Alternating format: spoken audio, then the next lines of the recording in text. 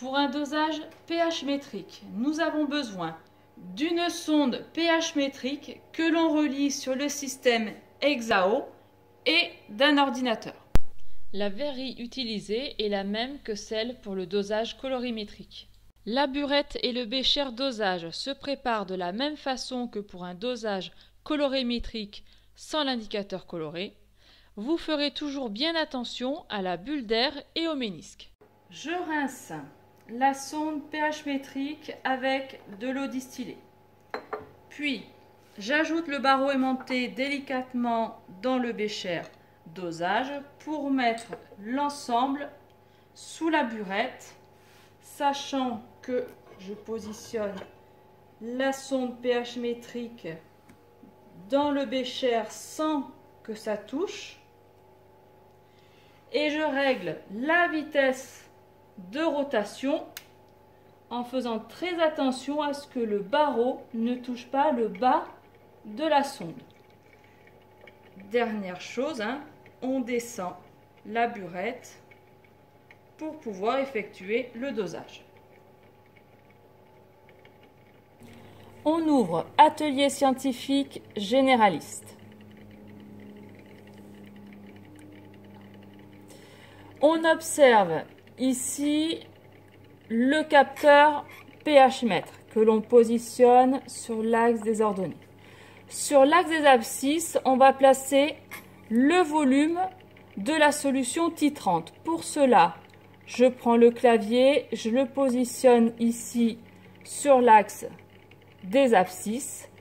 La grandeur, ce sera le volume, son unité, le millilitre, et on va verser un volume compris entre 0 et 20. Je lance maintenant l'acquisition en appuyant sur le bouton vert. Ici apparaît OK suivant avec la valeur 0. Pour le moment, nous avons versé simplement 0 ml de la solution titrante. Je clique ici sur OK suivant. Je verse maintenant 1 ml de la solution titrante. Je note donc ici le volume de la solution titrante que j'ai versé, c'est-à-dire 1 ml. Je regarde ici à ce que la valeur du pH soit stable et ensuite, de nouveau, j'appuie sur OK suivant. Je continue, je reverse 1 ml de la solution titrante. Donc depuis le départ, je suis à 2 ml. Donc ici, je note la valeur 2. Je regarde, ici le pH ne varie pas, donc je peux faire OK suivant. Par contre, lorsque le pH va augmenter très rapidement, au lieu de verser millilitre par millilitre, on versera 0,5 ml par 0,5 ml. Évidemment, quand de nouveau le pH se stabilise, on reviendra sur millilitre par millilitre. Je viens de prendre ici toutes mes mesures, donc maintenant, j'oublie pas d'appuyer sur la croix rouge pour arrêter l'acquisition. À partir de la courbe, je vais déterminer le volume de la solution titrante versée à l'équivalence. Alors, déjà, je vais avoir une courbe où les points sont liés. Puis, je fais clic droit, tangente pH. L'objectif est de placer cette droite et cette droite au niveau des deux arrondis et qu'elles soient évidemment tangentes à ces deux arrondis. Pour cela, j'ai 3 points. Je déplace les 3 points pour être au mieux sur l'arrondi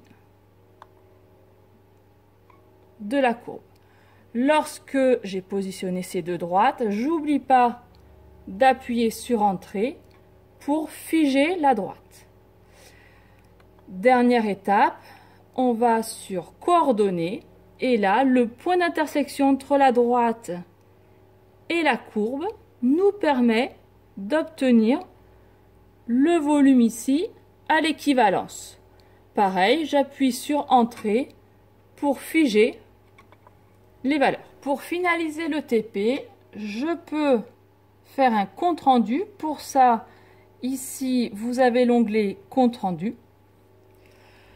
À partir de ce document, je vais sur stylo. Je crée ici un cadre où là, par exemple, je peux mettre le titre. Ensuite, si vous voulez insérer votre graphique, vous faites insertion graphique. Vous vous mettez là où vous voulez positionner votre graphique et pareil, vous ouvrez à la dimension que vous voulez et vous obtenez votre graphique.